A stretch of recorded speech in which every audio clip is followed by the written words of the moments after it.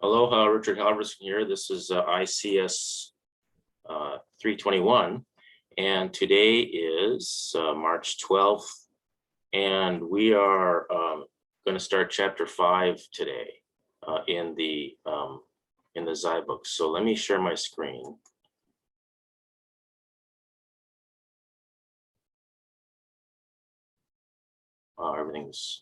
Everything got adjusted. I guess I want to do this one. This used to be screen 2. Okay, so I was in the middle of something. I was in the middle of adding the last video to the syllabus, which I didn't do. No, I was in the middle of adding the playlist to the syllabus. I think the only place you see the playlist is in announcements now, and I've got to make sure to put it on the syllabus. Oh, and you can't. It's not even a link. I think it's a link in. I hope it's a link in the email. But oh, I could have done this. The best way to somebody.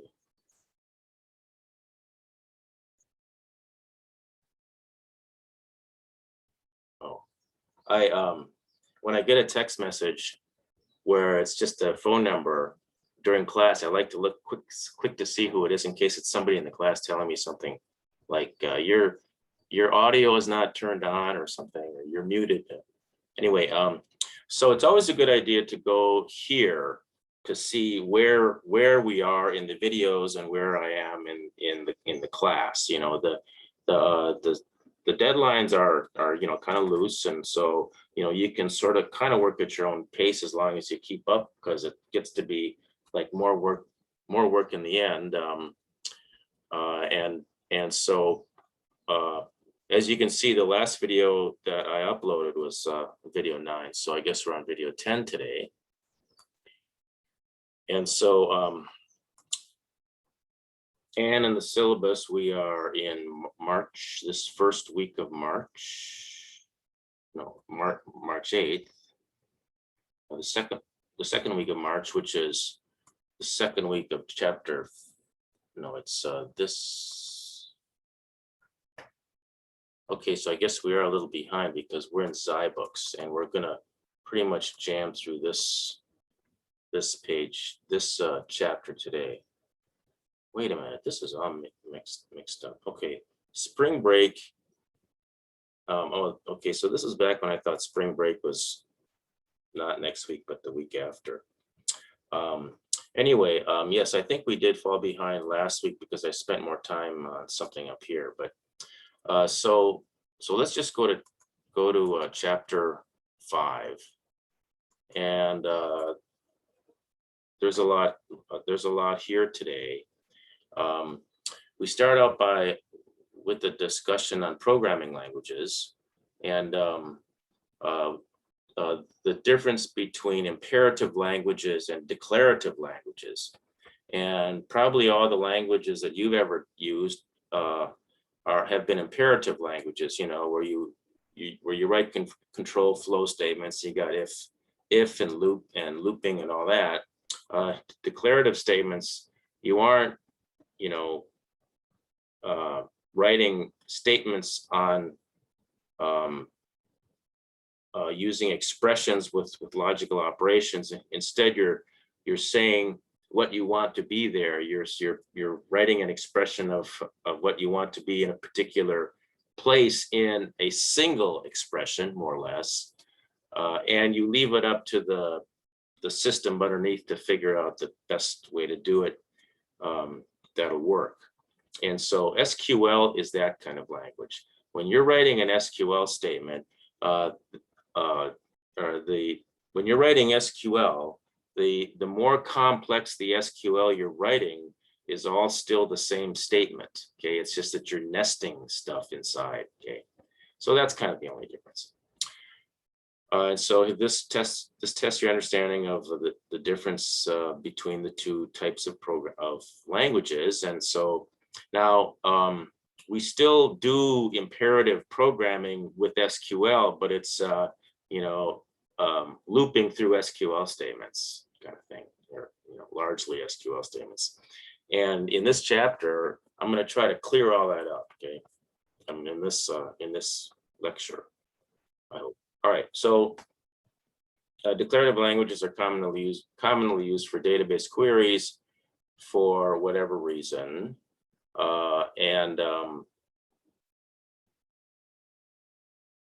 You know, this is just sort of more talking about the difference between the two kinds of languages. This would be a language, a SQL statement for figuring out when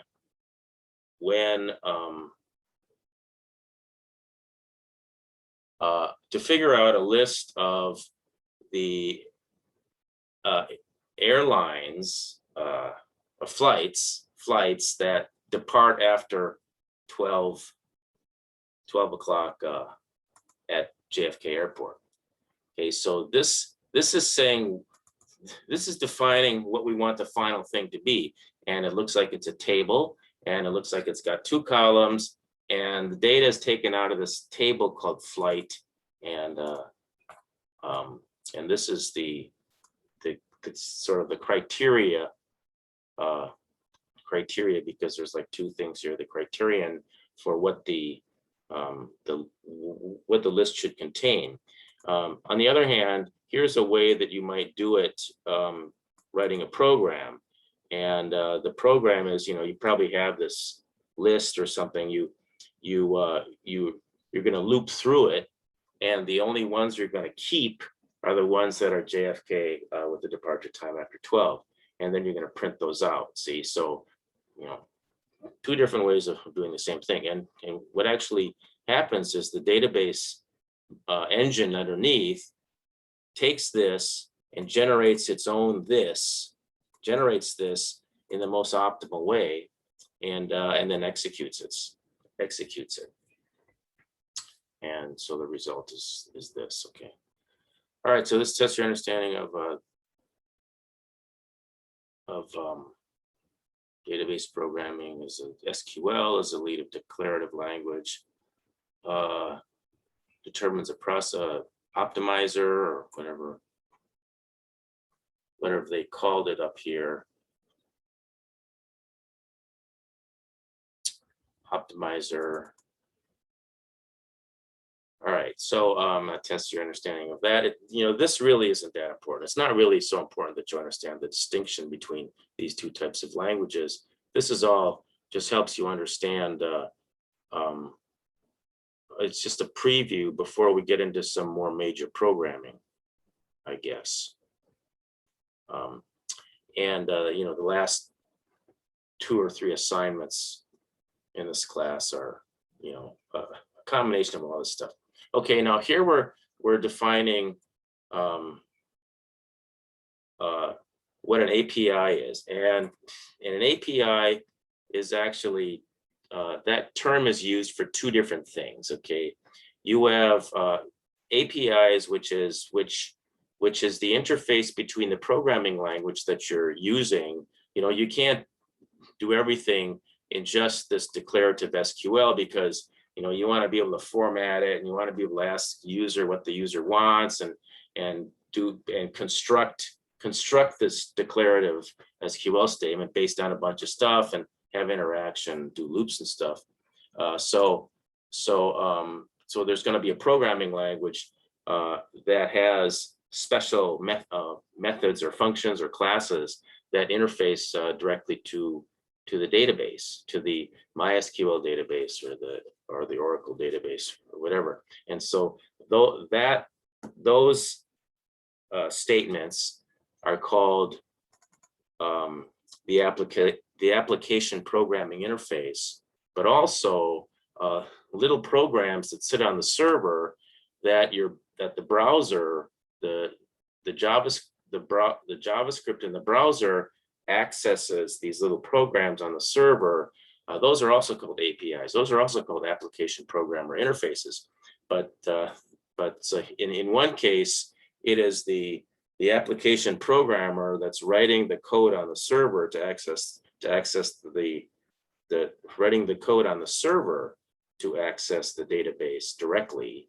And then the other case is the application's program is not on the server. It's in a client or possibly another server, and is requesting information, and that application program is accessing what it thinks is the API. So anyway, to write an API for a client program uses APIs, uses these server APIs. So anyway, this is an API example for in C#, the language C#, which is .NET language, and using this ODBC API interface. Okay, okay, so if you're into C# and or if we were writing code in C#, if we were using Visual Studio, and then we would be looking at possibly doing things like this, although we probably would not be using ODBC, because that's sort of, you use ODBC if you don't have anything else, or you use ODBC if you want to interface directly to an Excel spreadsheet or something that's on the server.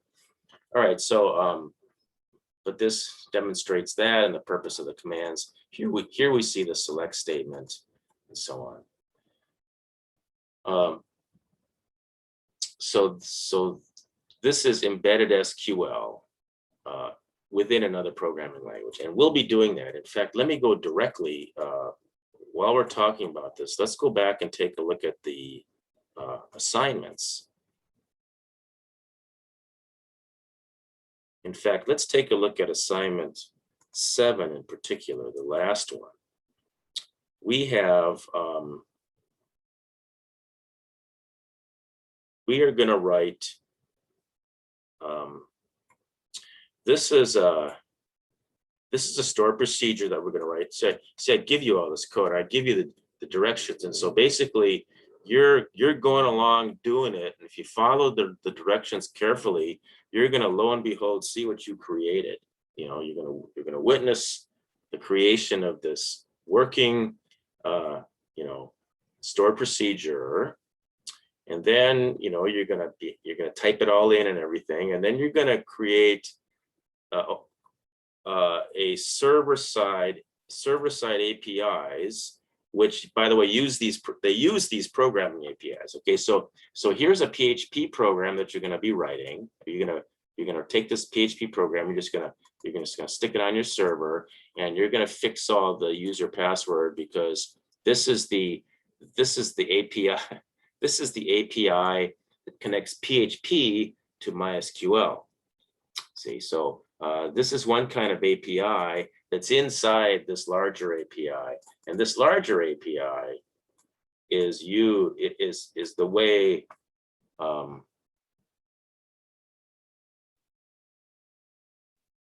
okay. So then you're gonna take this, and this is an HTML program. Oh, this is an HTML program that's got some PHP in it. Okay, and you're going to put this on your server, on your web server, and then you're going to take your browser and you're going to go to it, and it's going to look like this on your server, and you'll be able to use these little forms here. And what these little forms do is these little forms here, and these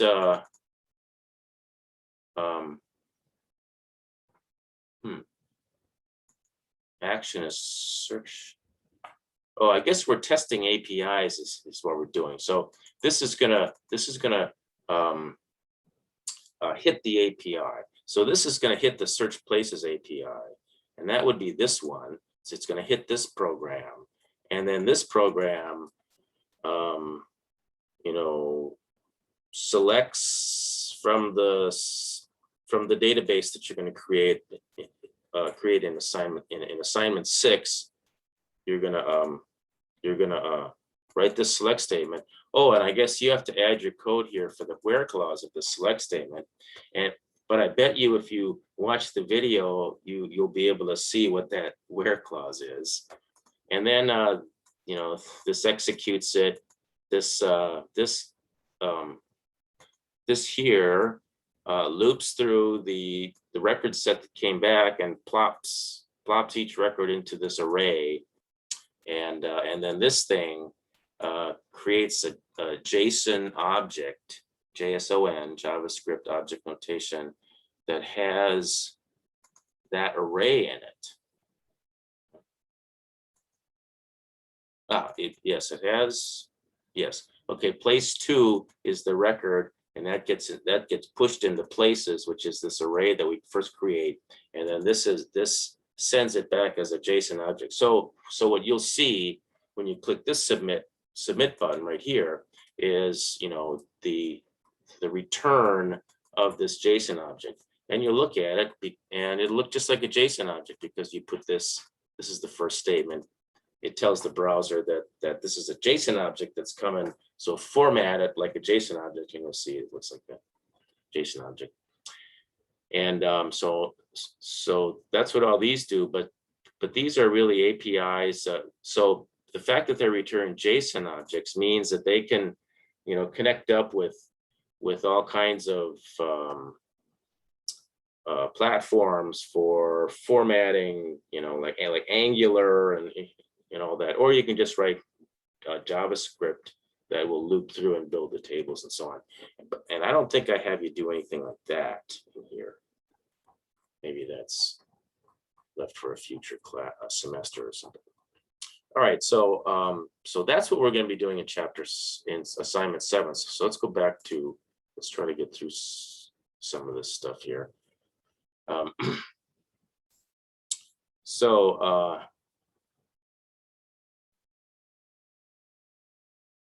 This is, procedural. Okay, procedural SQL. Did I mention the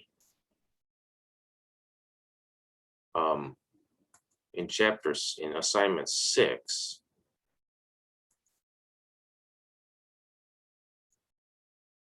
This is just the creation of the database. Oh, this is the creation of a couple of triggers. Okay, so as we go through this chapter 5, we'll see where triggers fits in. We'll see where and so, you know, these triggers, it's database programming. These something like a trigger or a stored procedure. Let's take a look at a stored procedure. There's more to it.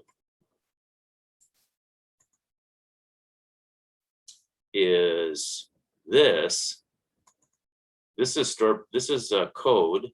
Okay, so this is like an SQL statement or something in there. That looks like, let's see, I happen to have my cPanel open here. And if we look at, this is what the finished database looks like, I think. It's campus, I think. Routines. Okay, yeah, here's a stored procedure. This is that stored procedure. And let's take a look at it. I'll click on export, you can see.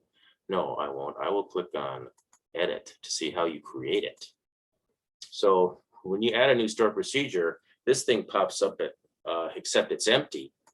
And you have to, and you go along and you set so this is a procedure that sits inside MySQL, and you know, you call it, you know, with an SQL statement. You just select, and then the stored procedure, or no, well, it's, you know, it's kind of like that. It's not, no, it's not select. It's actually a stored procedure.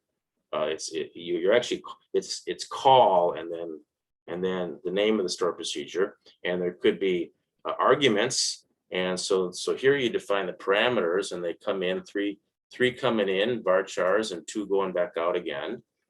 And then this is the code you write. You write this here. You declare variables, and see this is a procedural language. This is imperative language, but inside here it's a bunch of SQL statements, and so it's declarative inside of imperative kind of thing.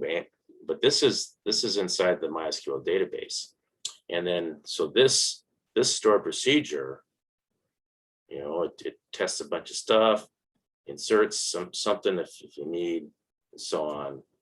And that's part of this assignment. First, you enter the store procedure in there, and then in the in this first API, this is the SQL statement. See, you call that store procedure. So this is the API that could be accessed by some JavaScript in some browser someplace, far away, and that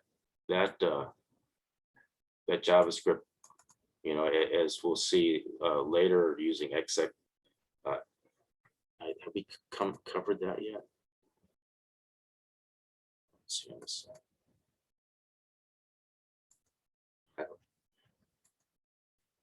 I can't. I'm trying to move this. No,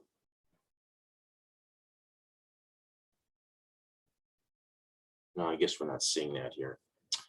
No, I guess we wouldn't see that here. That's client-side programming. We aren't getting into any client-side programming in this class. I forget that. So so anyway, so let's get back to this. And embedded SQL. This is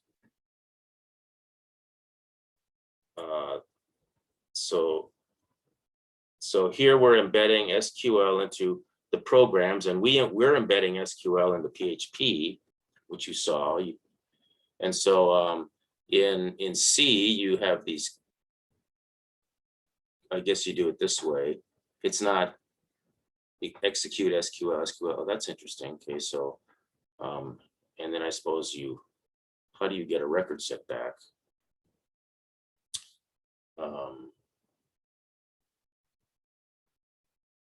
Okay, you have this concept of a cursor.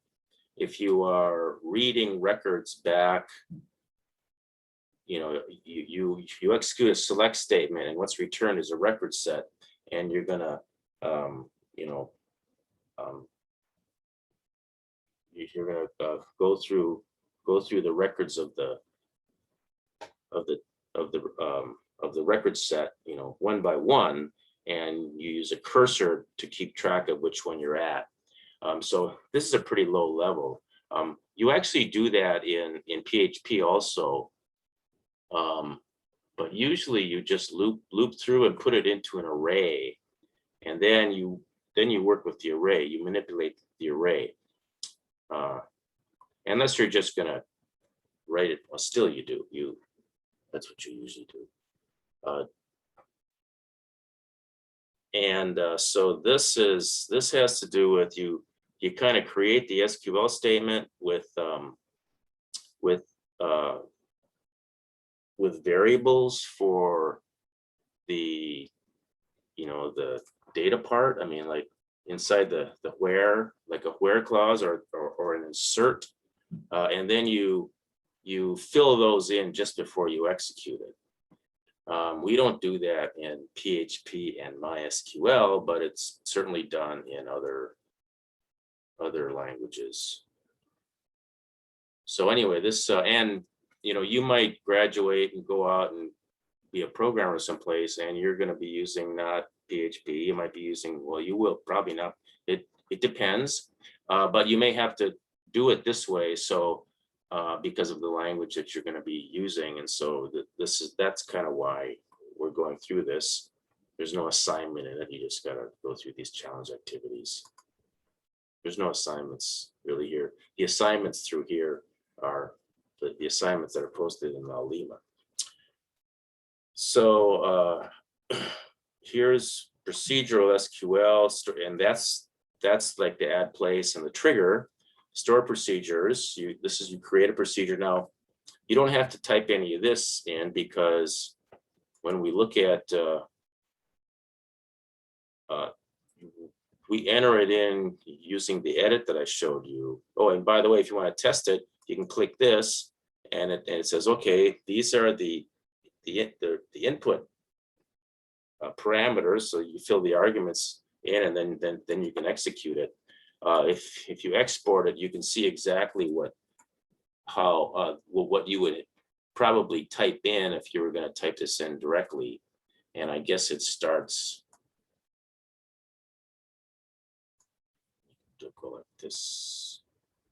The rest of it appears, and so you have this definer, which procedures statement kind of starts right there, and then these are the definition of the input and outputs and so on, and that's what we're talking about here for create procedure, parameter, declarations. These are ins and outs, varchars, just like a data when you're defining a table. We saw declare statements. That's how you declare variables like that with a declare statement. There's a shortcut way, but probably better to use declare. And I think we must do that up here. I think, yeah, declare. We're declaring a bunch of stuff. And so you can have loops.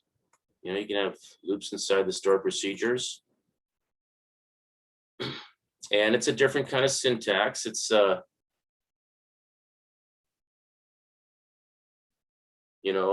it's a little bit different syntax than the other languages that we know.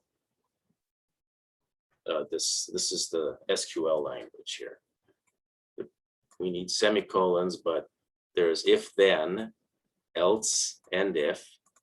This is old days PL1 kind of programming. And so here we're seeing if we can fill in blanks. Okay, this is this cursor concept I was talking about earlier, and applied to inside store procedures. And functions, that's a different kind of thing. It just returns one value, and I guess can be used inside expressions. I've never used these, but it's pretty straightforward. It's just like the same concept as a procedure and function in the programming languages that we know. So you can store that in there. And then this is a trigger. Triggers are code that executes in connection with like an insertion into a table or an update to a table or a deletion. And you can have you can define a trigger that's code that's executed either before the insert or after the insert. And so, you may want to test data to make sure that it's valid at this level. So you aren't depending on the person above the database, the PHP programmer. You're not depending on that PHP programmer to make sure that certain data that you want to, not allow, for example, into the table, you can put it in the trigger. You can implement that constraint as a trigger. And so we do that in assignment 6.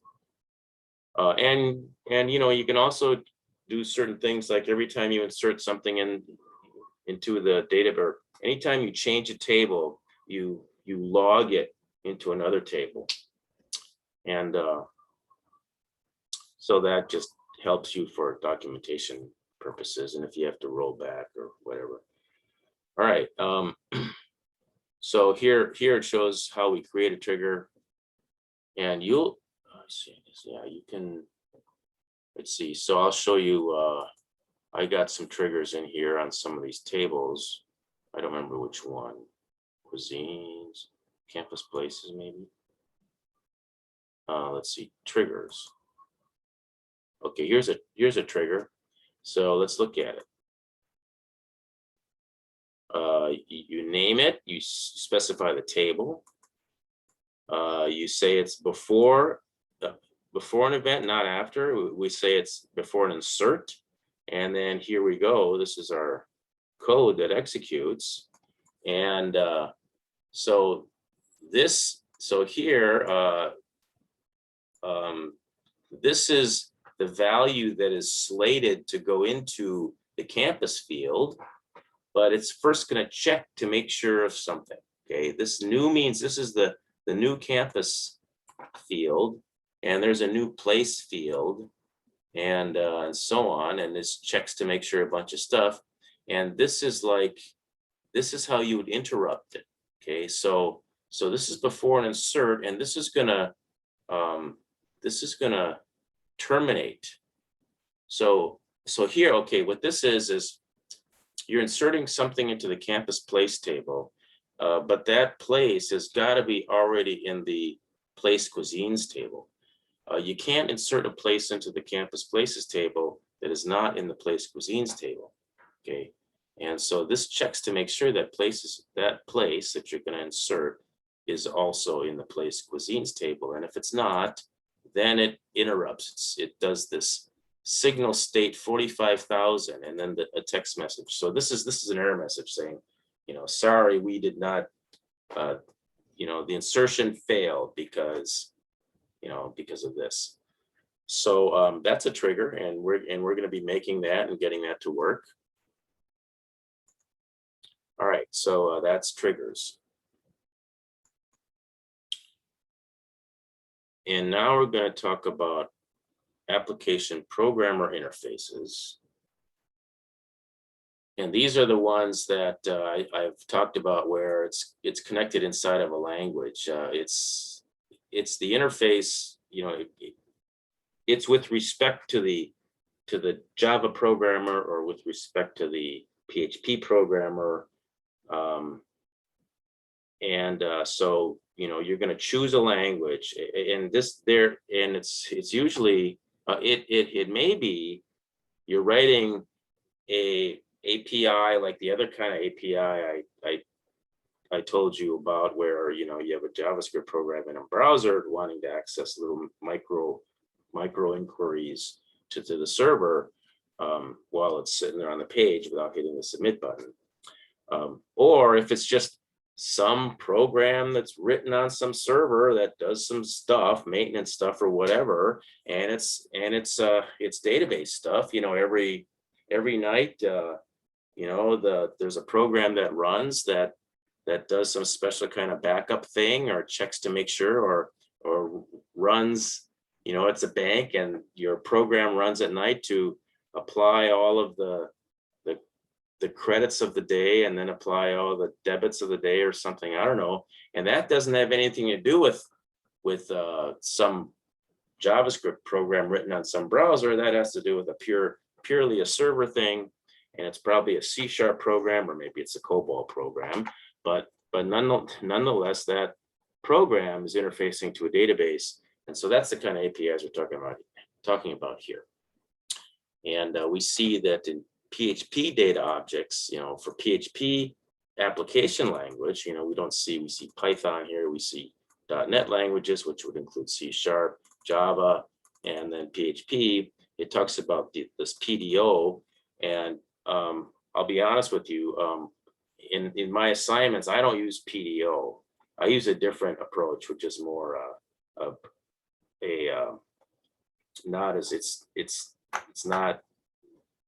it's not about objects. It's just, execute this statement to connect, and then it's not quite as object oriented as PDO, but this explains it.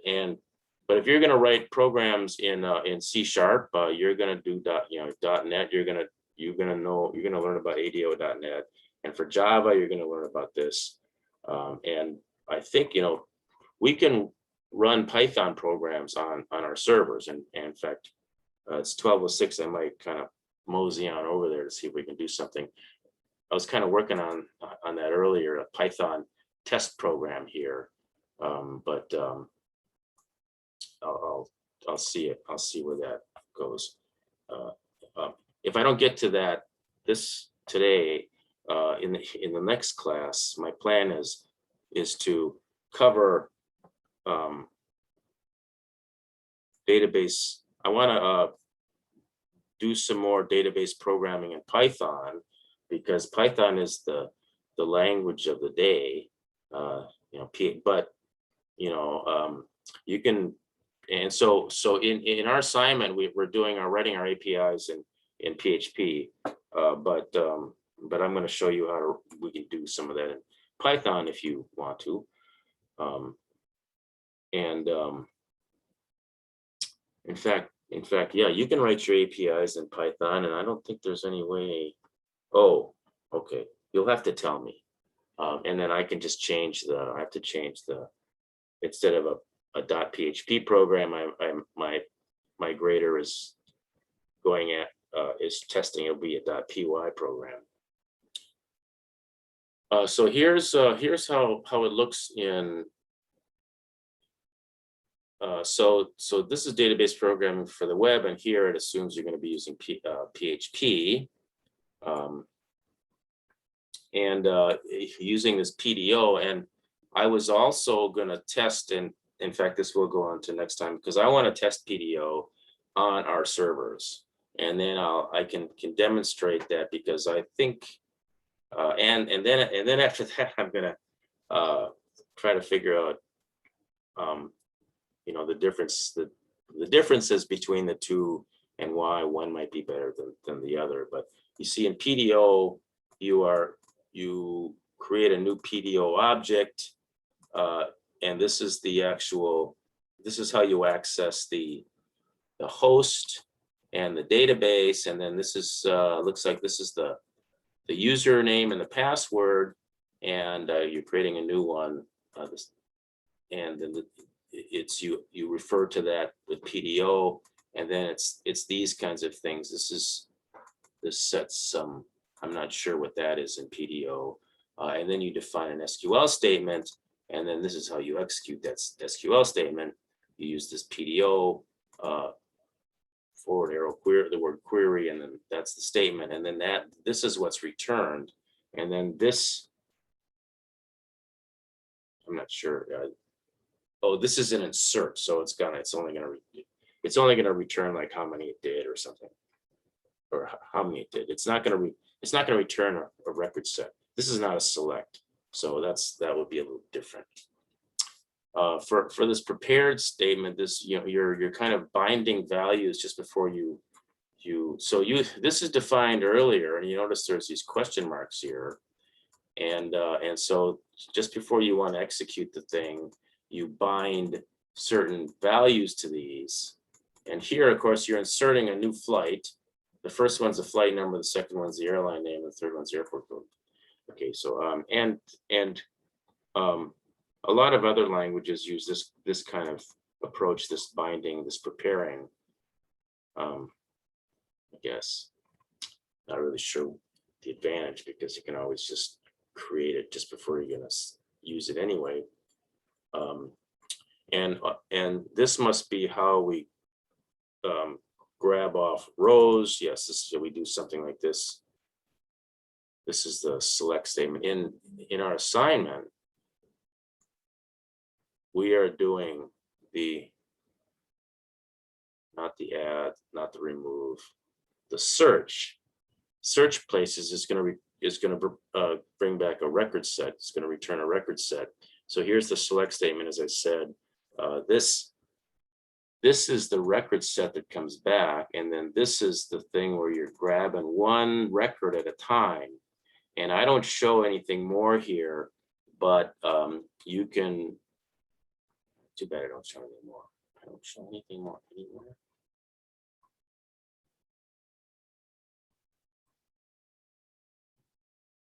No. Okay, so but it's the same. Okay, so this thing is called row, and in the other one it's called places to, and then you just do left bracket, and then this is the field name, column name, and think I should probably put that. Oh no, that's a variable. Is it a variable? If this is an actual column number, it is. So it should, I always put them in quotes. I've never tried it without the quotes, but so the row is the record. And then if you want to get at an actual field of that record, like the flight number field of that record, this is how you reference it.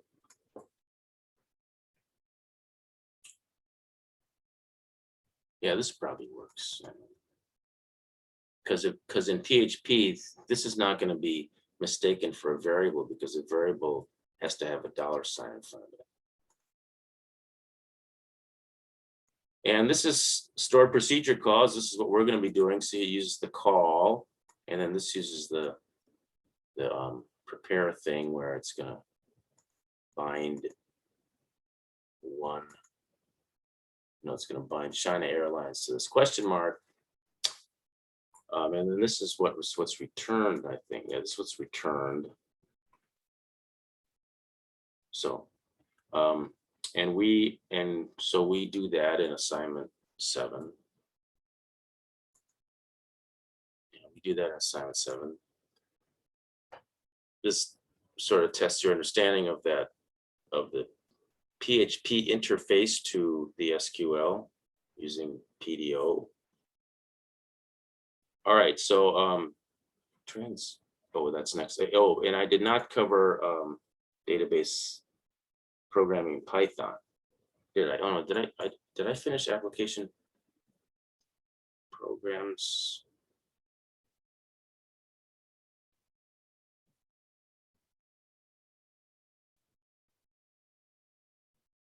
You know, this particular participation activity is specific to Java. I was trying to figure out how this would look in like a PHP application, and this does all this. JBC driver manager does a whole lot more, I think, than anything I use with PHP interfacing to MySQL, but I don't know.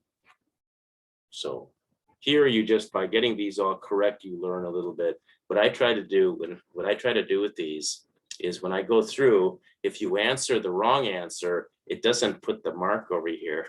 And so the way I test to make sure I understand these before I teach the classes, I go through and I click on the wrong answer, so then when I come back, it won't be checked over here. But this one here, I thought I was clicking the wrong answer, and I ended up clicking the correct answer, so now it shows up over there. But this one, for example, device driver manager communicates with all drivers using the same commands. And so in this here, and the answer is it's true.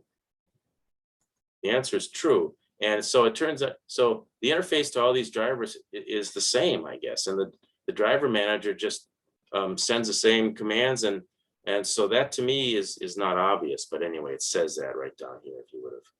It's each driver, the driver manager communicates with each data source with a different driver, but somewhere it says it's the same language, I guess. Anyway, now database programming with Python.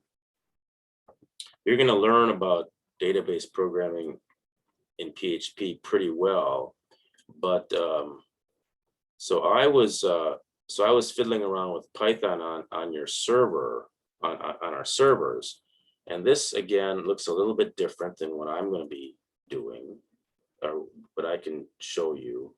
I think I might use a different connector. It uses the old one, and you have cursors and so on, and we're going to do that.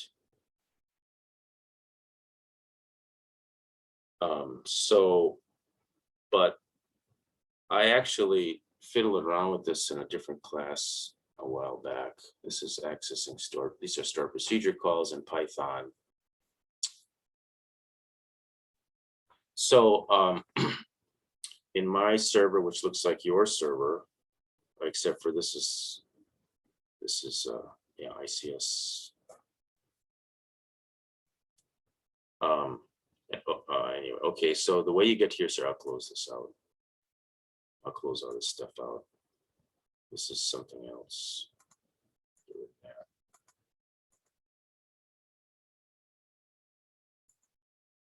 So you log into your server, looks like this, and then you go to File Manager,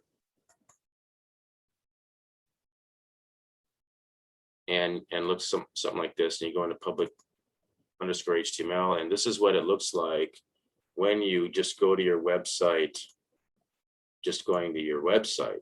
And so, you know, I've got, let me put this out here and go over here, and we see that these look similar to these. Add place is there, CGI bin is there. Anything that starts with a period, you're not going to see over here because that's hidden. But all the other ones are here. Oh, wait a minute. Is this the right one? Oh, it is. Yes, it is. Okay. Anyway, and this is some other stuff I was just fiddling around with. So I created this thing called test. And inside, and to get it to work, okay, so it's inside test.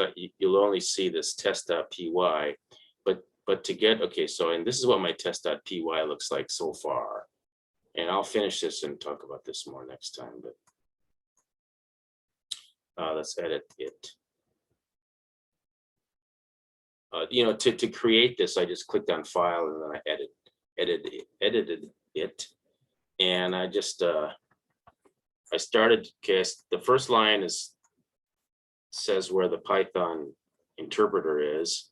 And then I'm fiddling around with importing these things that I'm going to use, these, you know, external files that I'm going to be using.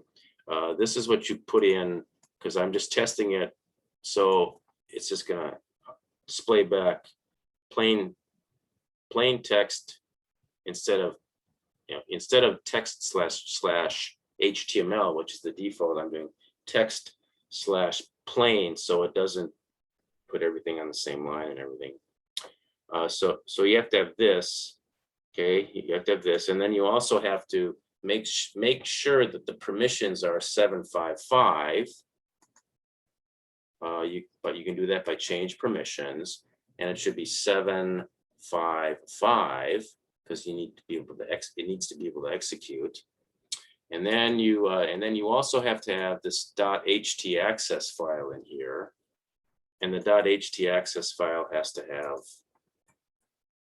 these two lines.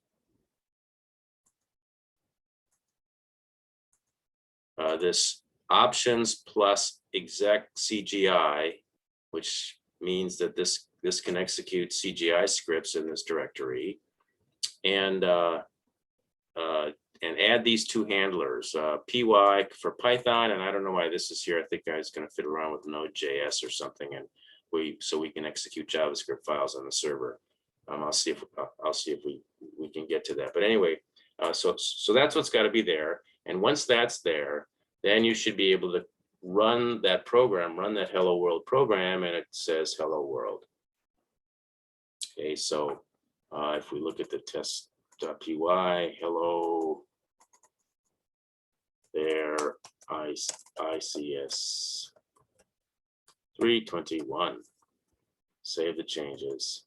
And go back over here and hit refresh, and you see there it is. Okay, and then after this, we can start adding some database stuff, and I'm not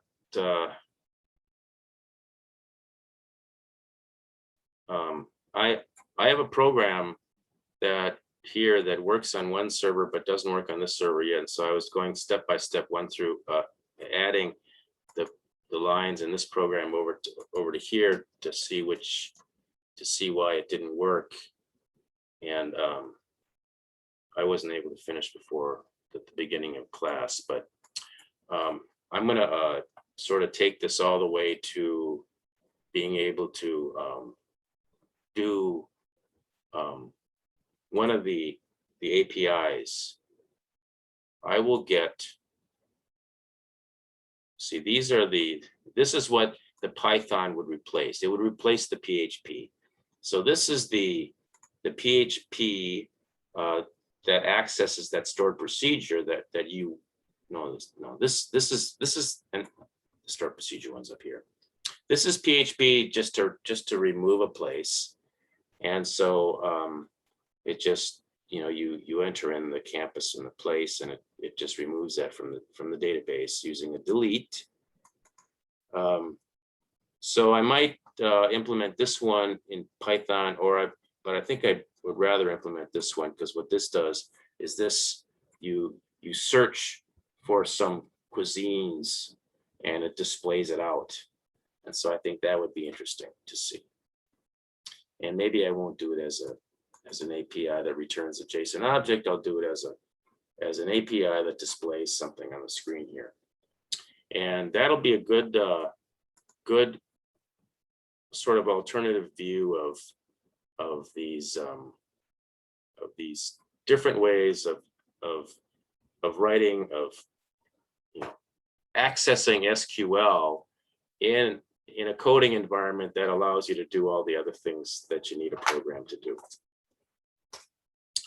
All right, so that's about it for this chapter that I want to do today.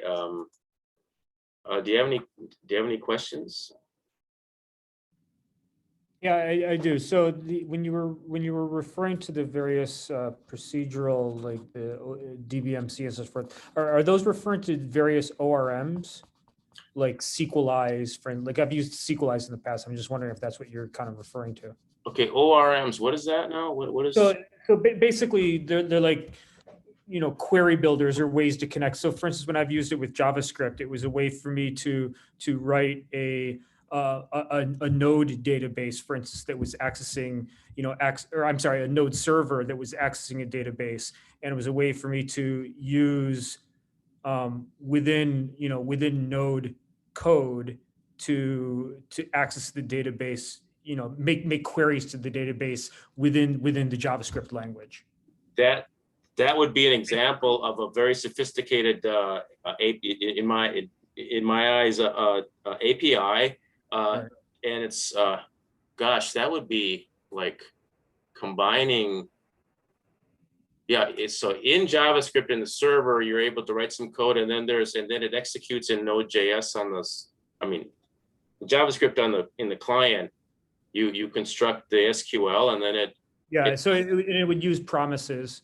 So we'd come back, and then you can return. So you would, the client would access the database. I mean, the server would then write code. It would actually structure queries that were sent out to the database, and then it would come back as a promise and then sent back to the client. And it was all done within Node though. And so that's what I was wondering, if that's kind of similar, because I haven't seen the ones that you were using before, but I'm assuming that that's kind of the same idea, but I'm not really Yes, sure.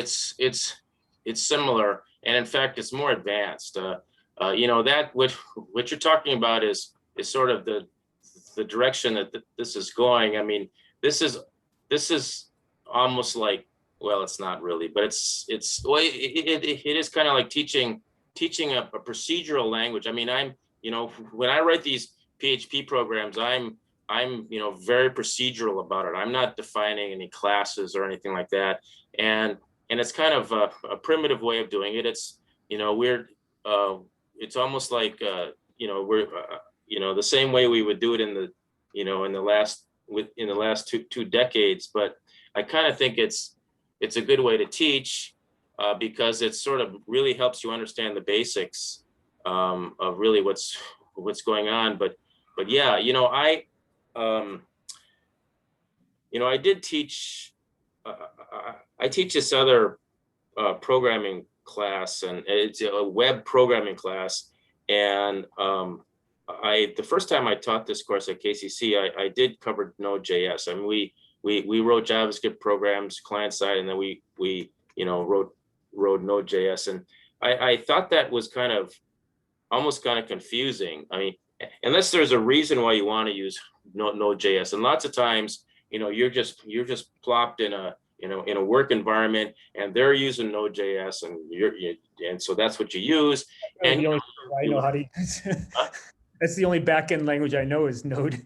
Yeah, well, no, that's a very that's a good language to learn. It's a single language, and you're able to do programming on both sides. Right. Okay, so okay, that's Yeah, interesting that you I just wanted to make sure that, yeah, I assume that that's kind of Yeah. what that is. So. Yeah, the Node.js is really the like the PHP, you know, it's like the PHP drive, you know, when I was showing you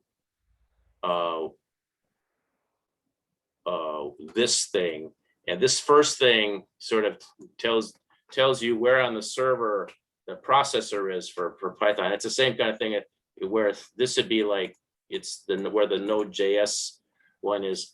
And I know I've executed Node.js on this particular server. So let me look at that also. That would be interesting to. I'll text it over to you. The ones I've used Sequelize, Connects, and well, actually just those two. Sequelize and Connects, and they're query builders that you build queries from within Node, basically. Okay. Yeah, good. And so I'll cover those, and I'll put what we're learning in the book here in perspective with those two also, because yeah, this does talk about Node. NoSQL. You know, you probably heard of that. And my answer to NoSQL is use NoSQL whenever you can. But those times that you can't use NoSQL, you're going to have to, you know, use SQL. You're going to have to write SQL statements, and the flexibility that you gain with NoSQL databases is you know is a lot. And so yeah, it's the same kind of thing, and you know this stuff is just taken off. I mean, you know, I've been writing programs since I learned in high school in the 1970s, you know, and now here we are, and it's kind of hard to keep up. The hardest thing for me was when object-oriented programming came along, and this concept of a class and properties, and you know, that's still kind of like, well, why do you need that stuff, you know? But you know, after teaching this for a while, you learn the value of it, and it's the right thing to do. So kind of teach it that way. All right, how about you, Justin? I think, Justin, were you the one that asked me to cover this today? I think so. But anyway, yeah, I encourage you out there okay, sorry, no, Mike. I encourage you out there who watch this. I hope you all watch this eventually. That if you have anything else that you want me to cover, or have questions, just like Peter had, please pass them on to me. You can post them on the website. There's actually a place in the forum to post these questions, or just email me, and that would be great. All right, so yes, yeah, and Justin says it answers his questions. Good, very good. Okay, so I will I'll see you. I'm going to end it here, and I will see you next week. All right, thanks. Have a good weekend. No, I'm going to see you I won't do anything next week because it's spring break, right? It's, yeah. All right, take care.